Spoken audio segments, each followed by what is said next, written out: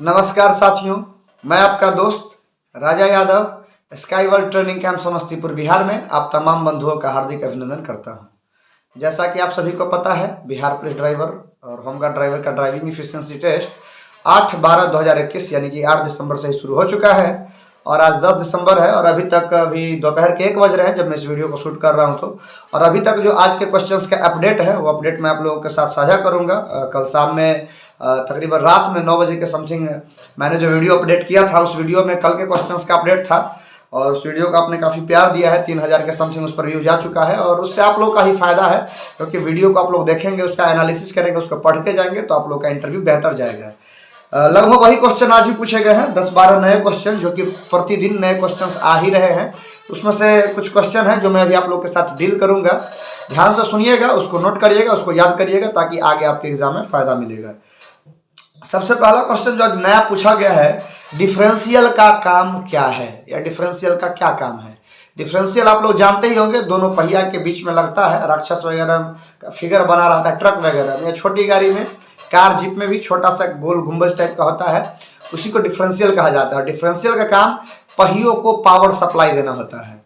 पहिया को पावर कौन देता है? डिफरेंशियल देता है। पहिया को पावर सप्लाई देना डिफरेंशियल का काम होता है। ये इस सवाल का जवाब हो गया। इसके बाद डिफरेंशियल से संबंधित एक और सवाल है, डिफरेंशियल ऑयल कहाँ रहता है? तो मैं आप लोगों को बता दूं कि डिफरेंशियल ऑयल जो है एक्सल हाउसिंग में होता है। एक्सल हाउसिंग उसको आप कह सकते हैं। एक्सल हाउसिंग में डिफरेंशियल ऑयल डाला जाता है। अगर स्कॉर्पियो गाड़ी की बात करें तो 2 लीटर के समथिंग डिफरेंशियल ऑयल डाला जाता है। डिफरेंशियल ऑयल और गियर ऑयल दोनों सेम होता है। डिफरेंशियल ऑयल और गियर ऑयल दोनों सेम होता है। अगर आपसे गियर ऑयल पूछ दे, गियर ऑयल को ट्रांसमिशन ऑयल भी कहते हैं, कि ऐसा ट्रांसमिशन ऑयल या गियर ऑयल कितना डाला जाता है, तो वो भी आप स्कॉर्पियो गाड़ी के लिए 2 लीटर बताएंगे। ठीक है, तो डिफरेंशियल ऑयल कहाँ रहता है? तो इसका जवाब दे सकते हैं एक्सल हाउसिंग में। नेक्स्ट क्वेश्चन की तरफ चलते हैं। तो रेडिएटर किस मेटल का बना होता है? ये तो पूछा ही जा रहा था, मैंने कल बताया भी था। अभी एक नया सवाल सामने आ रहा है कि रेडिएटर में कितने टैंक होते हैं। रेडिएटर के तो 2 हिस्से होते हैं, एक होता है अपर टैंक, एक लोअर टैंक, अपर भाग लोअर भाग। लेकिन इसके अलावा 2 टैंक और होते हैं जिसको हम लोग ओवरफ्लो टैंक और एक्सपेंशन टैंक कहते हैं। तो आप जवाब दे सकते हैं कि सर रेडिएटर के 4 हिस्से होते हैं, 2 रेडिएटर के भीतर होते हैं और 2 रेडिएटर से बाहर होते हैं। रेडिएटर के भीतर के जो टैंक है उसको अपर टैंक और लोअर टैंक कहा जाता है, बल्कि उसके अलावा रेडिएटर के बाहर के जो 2 हिस्से हैं, 2 पार्ट हैं, 2 टैंक हैं, उसमें एक टैंक को हम लोग ओवरफ्लो टैंक और दूसरे टैंक को एक्सपेंशन टैंक कहते हैं। यानी कि कुल मिलाकर रेडिएटर के 4 टैंक होते हैं। नेक्स्ट क्वेश्चन की तरफ चलते हैं। तो सवाल आता है कि चौराहा पार करते समय आपको क्या क्या सावधानी बरतना चाहिए। मान लीजिए कि आप किसी सड़क पर चल रहे हो और चौराहा है, चौराहा पार करते समय आपको क्या क्या सावधानी बरतना चाहिए। तो देखिए, चौराहा पार करेंगे तो सबसे पहले आप अपने हैजार्ड लाइट को ऑन करेंगे। आप लेफ्ट जाते हैं तो लेफ्ट इंडिकेटर डालते हैं, राइट जाते हैं तो राइट इंडिकेटर डालते हैं। लेकिन उस कंडीशन में चौराहा पर सीधे जाते हैं तो पीछे वाली गाड़ी को कैसे पता चलेगा कि आप लेफ्ट जा रहे हैं या राइट जा रहे हैं? इसके लिए आप अपने हैजार्ड लाइट को ऑन करेंगे, यानी कि चारों इंडिकेटर को एक साथ जला देंगे। हैजार्ड लाइट गाड़ी में त्रिभुज के आकार का स्विच होता है, उसको दबा देंगे। सबसे पहले हैजार्ड लाइट को जला देंगे, ऑन कर देंगे। उसके बाद अपने वाहन की गति को धीमा करेंगे और सामने अगर कोई ट्रैफिक सिग्नल है तो ट्रैफिक सिग्नल को देखेंगे कि ग्रीन सिग्नल है या नहीं। अगर ग्रीन सिग्नल है तो अपने आजू बाजू और आगे पीछे चारों तरफ देख के चौराहा को आसानी से पार कर जाएंगे। अगर रेड सिग्नल है तो रेड सिग्नल होगा तो हम वेट करेंगे सिग्नल के ग्रीन होने तक। जब सिग्नल ग्रीन हो जाएगा उसके बाद हम उस चौराहे को पार करेंगे। नेक्स्ट क्वेश्चन की तरफ चलते हैं। सवाल आता है कि यू टर्न लेने का क्या नियम है। यू टर्न लेने का क्या नियम है या फिर आप सड़क पर यू टर्न कब लेंगे। यू टर्न मैं आप लोग को सबसे पहले समझा दूंगा। यू टर्न का मतलब होता है 180 डिग्री उल्टा हो जाना। आप किसी सड़क पर जा रहे हैं, 180 डिग्री उल्टा होकर फिर वापस मुड़ना है, इसी को हम लोग बोलते हैं यू टर्न। यू टर्न हमेशा राइट साइड से लिया जाता है, ये एक पहला नियम। यू टर्न कभी भी आप सड़क पर देखिए, खास करके इंडिया के सड़कों पे, तो यू टर्न जब भी होगा राइट से होगा। तो यू टर्न लेने का नियम समझ लीजिए। यू टर्न समझ में आ गया कि भाई 180 डिग्री उल्टा मोड़ने को ही हम यू टर्न कहते हैं। यू टर्न लेने का सबसे पहला नियम है, शर्त है कि यू टर्न निषेध का सिग्नल नहीं रहना चाहिए। यू टर्न प्रोहिबिटेड कई जगह लिखा होता है कि मतलब कि इस जगह से आप यू टर्न नहीं ले सकते हैं। तो यू टर्न प्रोहिबिटेड का सिग्नल है तो आप यू टर्न मत लीजिए। अगर वह सिग्नल नहीं है तो यू टर्न ले सकते हैं। तो पहला रूल हो गया कि यू टर्न प्रोहिबिटेड का सिग्नल नहीं होना चाहिए। दूसरा सिग्नल कि अगर आपका यू टर्न प्रोहिबिटेड का सिग्नल नहीं है तो आप यू टर्न ले सकते हैं। तो लेने के लिए क्या करेंगे, सबसे पहले जहां से आपको यू टर्न लेना है उससे 50 मीटर पहले आप अपने लेन को चेंज कर लेंगे। आपको पता होगा कि सड़क पर जब हम लोग चलते हैं तो गाड़ी को सड़क के बाईं तरफ रखते हैं और यू टर्न हमेशा दाहिने तरफ से लिया जाता है। तो लेन को चेंज करके बाईं लेन से हम दाईं लेन में आएंगे। उसके जस्ट बाद 50 मीटर पहले वाहन की गति को धीमे कर लेंगे, अपने आगे और पीछे चारों तरफ देख लेंगे, पीछे के वाहन के पोजीशन को भी देख लेंगे। उसके बाद इंडिकेटर से इशारा देंगे राइट मुड़ने का, या हाथ से इशारा देंगे राइट मुड़ने का। उसके बाद आप यू टर्न लेंगे और अपने दूसरे लेन में प्रवेश कर जाएंगे। तो ये रहा आपका यू टर्न लेने का सारा नियम। ये जवाब आप देंगे इंटरव्यूअर को तो आपको फुल मार्क्स मिलेगा। नेक्स्ट क्वेश्चन की तरफ चलते हैं। तो सवाल आता है, ड्राइविंग कर रहे हैं आप, मान लीजिए कि आप सड़क पर ड्राइव कर रहे हैं और गोल चौराहा है। गोल चौराहा पर मुड़ने का क्या नियम हो सकता है? गोल चौराहा यानी कि गोलंबर। तो सेम चीज है, गोल चौराहा पर भी मुड़ना है। तो मुड़ने के लिए सबसे पहले आप देखेंगे कि सिग्नल का क्या पोजीशन है। सिग्नल रेड है या ग्रीन है या येलो है। ग्रीन सिग्नल है तो आप अपनी गाड़ी को आगे बढ़ाते रहेंगे और अपने हाथ से उचित संकेत देते हुए गोल चौराहा को पार करेंगे। गोल चौराहा पर आप मुड़ जाएंगे। हमेशा आप राइट से गोल चौराहा की तरफ मुड़ते हैं, अचानक से आप नहीं घूमते हैं। गोल चौराहा को घूमते हुए आप नए सड़क पर जाते हैं। इसको आप लोग पहुंच मार्ग भी कहते हैं। जिसको आप गोल चौराहा कहते हैं उसको टेक्निकल टर्म में पहुंच मार्ग कहा जाता है। नेक्स्ट क्वेश्चन की तरफ चलते हैं। ड्राइविंग के वक्त क्या क्या सावधानी बरतनी चाहिए? अगर आप गाड़ी को ड्राइव कर रहे हैं तो ड्राइविंग के वक्त आपको क्या क्या सावधानी बरतनी चाहिए, ये आपके लिए एक बेहतर सवाल है। देखिए, सबसे पहले जब आप गाड़ी चलाते हैं तो ड्राइविंग कर रहे हैं तो सावधानी बरतने के लिए देखिए, जान और माल दोनों का बचाव करना होता है। एक ड्राइवर का सबसे परम उद्देश्य होता है, पहला उद्देश्य कि जान और माल दोनों की क्षति से बचाना उसका काम होता है। जब भी आप गाड़ी को ड्राइव करेंगे तो सामने के वाहन और पीछे के वाहन, यानी अपने आगे जो वाहन है उससे भी और पीछे जो वाहन है उससे भी, दोनों से आपका एक उचित दूरी होना चाहिए। उचित दूरी बना के चलेंगे। स्पीड को एक लिमिट में रखेंगे ताकि सामने का वाहन अगर अचानक से रुक जाता है किसी कारणवश या दुर्घटनाग्रस्त हो जाता है तो आप अपने वाहन को कंट्रोल कर सके, उस पर दुर्घटना ना करें। तो आप अपने वाहन को दूसरे वाहन से निश्चित दूरी बना करके रखेंगे। अगर रात में चल रहे हैं तो हेडलाइट जला के चलेंगे। जरूरत पड़ने पर हॉर्न देंगे और सड़क का जो चिन्ह होता है, रोड चिन्ह, उसका आप जरूर पालन करेंगे। रोड सेंस यानी सड़क पर चलने का जो समझदारी है उसका आप जरूर पालन करेंगे। यानी कि ड्राइविंग करते वक्त ये सभी बातों का आप निश्चित रूप से ध्यान रखेंगे। नेक्स्ट क्वेश्चन की तरफ चलते हैं। ओवरटेकिंग के क्या नियम है? गाड़ी ओवरटेक कब करेंगे? देखिए, ओवरटेकिंग के क्या नियम। ओवरटेकिंग का सबसे पहला नियम है कि आप जब भी ओवरटेक करेंगे तो दूसरे गाड़ी के दाहिने तरफ से ओवरटेक करेंगे, बाईं तरफ से कभी भी आप ओवरटेक नहीं कर सकते। तो पहला रूल हो गया, दाहिने तरफ से ओवरटेक करेंगे। दूसरा, किसी संकरे मार्ग पर या पुल पुलिया पर, उसके अलावा किसी घुमावदार मोड़ पर कभी भी आप ओवरटेक नहीं करेंगे। ओवरटेक करने के क्रम में इस बात का भी विशेष ध्यान रखेंगे कि आपकी गाड़ी का जो गति है गति सीमा से परे नहीं है, यानी गति सीमा जो सड़क का है उससे ज्यादा नहीं हुआ है। अगर गति सीमा से ज्यादा जाकर के आप अगर ओवरटेक करते हैं तो उस कंडीशन में आपको फाइन भरना पड़ सकता है। तो ओवरटेक के बहुत सारे नियम है, लेकिन ये कम से कम 3 नियम आपको हमेशा याद रहना चाहिए कि ओवरटेक जब भी करेंगे दाहिने तरफ से करेंगे, पुल पुलिया या संकरा मार्ग पर आप ओवरटेक नहीं करेंगे, कर्व रास्ते पर यानी कि मुड़े हुए रास्ते पर आप कभी भी ओवरटेक नहीं करेंगे। ओवरटेक करते समय आप अपने वाहन की गति का विशेष ध्यान रखेंगे। ये ओवरटेक करने का रूल हो गया। नेक्स्ट क्वेश्चन की तरफ चलते हैं। सवाल भी सवाल है कि आप अपने लाइसेंस का रिन्यूअल कब करवाते हैं? रिन्यूअल देखिए, जब भी आप ड्राइविंग लाइसेंस बनवाते हैं शुरुआती दौर में तो वो लाइसेंस 20 वर्षों के लिए बनता है। अगर आपने 2015 में लाइसेंस बनवाया तो वो लाइसेंस 2035 तक वैलिड होगा। अगर 2010 में बनवाया तो 2030 तक वैलिड होगा। 2020 में बनवाया तो 2040 तक वैलिड होगा। 20 साल तक वैलिडिटी होती है। लेकिन इसके बाद सवाल आता है कि आपको रिन्यूअल करवाना है, कब करवाइएगा? तो अगर आपका वैलिडिटी समाप्त हो गया तो 1 साल के भीतर आपको लाइसेंस का रिन्यूअल करवाना पड़ेगा।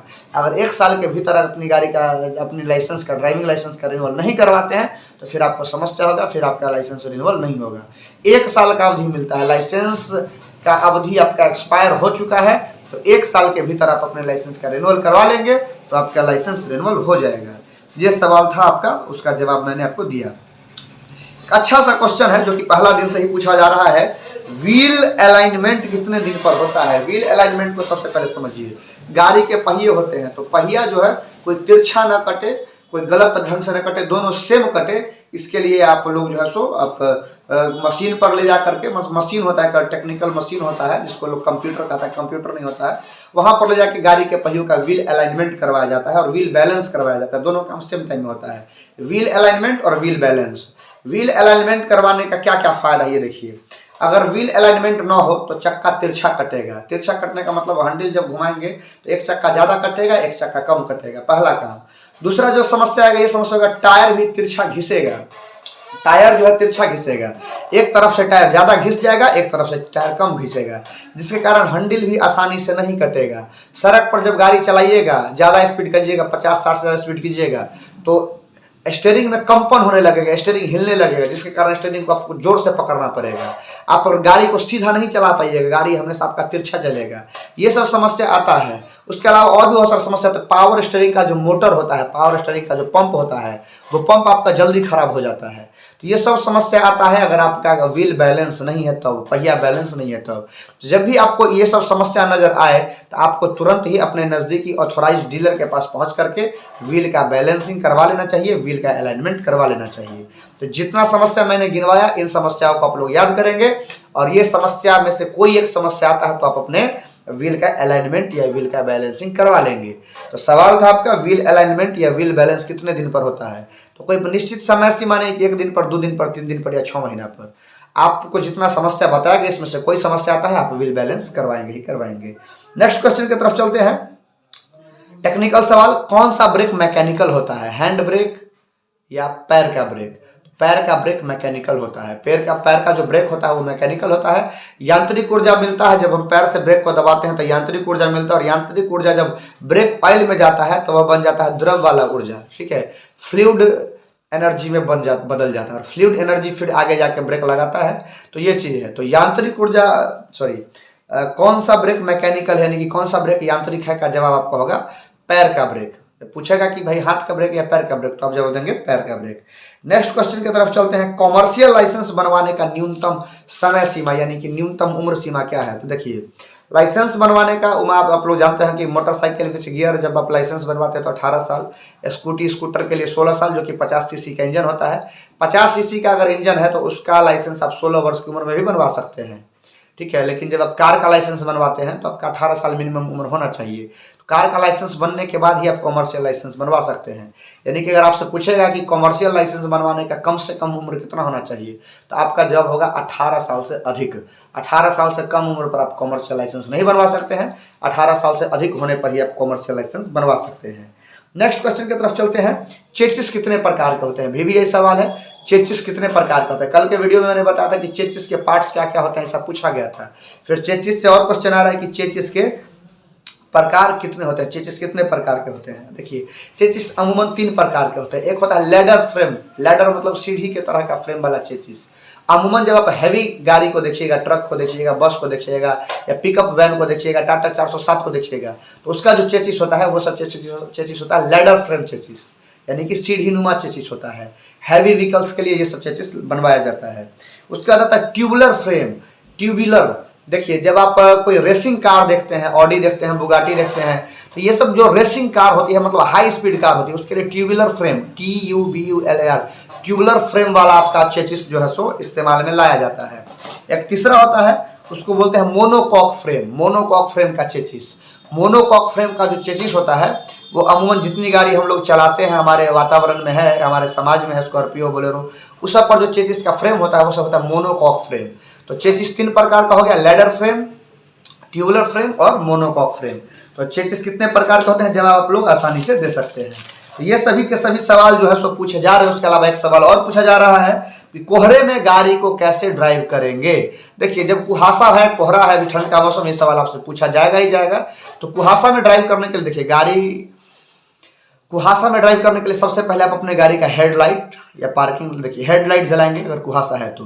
फिर हैजार्ड लाइट जलाएंगे। हेडलाइट जलाएंगे तो सामने वाले प्राणी को, सामने वाले ड्राइवर को पता चलेगा कि हाँ कोई गाड़ी सामने से आ रही है। लेकिन पीछे वाली गाड़ी को कैसे पता चलेगा? तो इसके लिए आप लोग हैजार्ड लैंप को जलाएंगे। हैजार्ड लैंप यानी कि 4 इंडिकेटर एक साथ, तो पीछे का दोनों इंडिकेटर एक साथ जल रहा होगा, जिससे कि पीछे की गाड़ियों को पता चलेगा कि सामने से कोई गाड़ी गुजर रही है।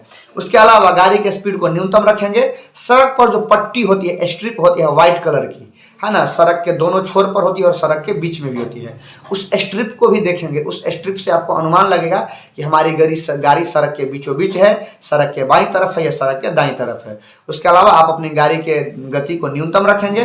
समय समय पर गाड़ी के वाइपर को भी चलाएंगे ताकि ओस जो है कुहासा जो है हमारे विंड स्क्रीन पर, विंडशील्ड पर आए तो फिर वो वाइपर से पोंछा जा सके। तो ये सभी सावधानी आपको कुहासे के समय में बरतना पड़ेगा। हेडलाइट को हर हाल में आपको जलाना ही है, गाड़ी के स्पीड को न्यूनतम रखना है। एक सवाल और पूछा गया है आज कि एम्बुलेंस जो है, अगर आप किसी गाड़ी को ड्राइव कर रहे हैं और आपके पीछे से एम्बुलेंस आ रही है तो आप क्या कीजिएगा। तो देखिए, एम्बुलेंस हो या फायर फाइटर का जो गाड़ी होता है, फायर का गाड़ी, ये सब जो है इमरजेंसी सेवा वाली गाड़ी है, तो इसको साइड देना हमारा प्राथमिकता होता है। अगर इसको हम साइड नहीं देते हैं, इसको ओवरटेक करने से रोकते हैं, तो हम दंड के भागी बनते हैं। तो एम्बुलेंस की पहचान कैसे करेंगे। एम्बुलेंस पर एम्बुलेंस उल्टा लिखा होता है। जब हम अपने साइड मिरर या गाड़ी के बॉडी मिरर में देखते हैं तो हमको पता चल जाता है, सीधा सीधा हम पढ़ पाते हैं कि पीछे से एक एम्बुलेंस आ रही है। एम्बुलेंस देखेंगे तो एम्बुलेंस को देखते ही अपनी गाड़ी को बाईं तरफ लेंगे, सड़क के बाईं तरफ चापेंगे, जिससे कि उसको दाईं तरफ से ओवरटेक करने का मौका मिल जाएगा और वो एम्बुलेंस या फायर फाइटर की गाड़ी ओवरटेक करके अपने गंतव्य स्थान तक पहुंचेगी। तो ये सभी सवाल आज के सवाल हैं और आज का अपडेट जो है सो मैंने अभी तक दिया है। आगे का जो भी अपडेट होगा आप लोग को व्हाट्सएप के माध्यम से, यूट्यूब के माध्यम से मिलता रहेगा। तब तक के लिए जुड़े रहिए हमारे स्काईवर्ल्ड ट्रेनिंग टीम के साथ। मिलते हैं नेक्स्ट अपडेट के साथ, तब तक के लिए जय हिंद।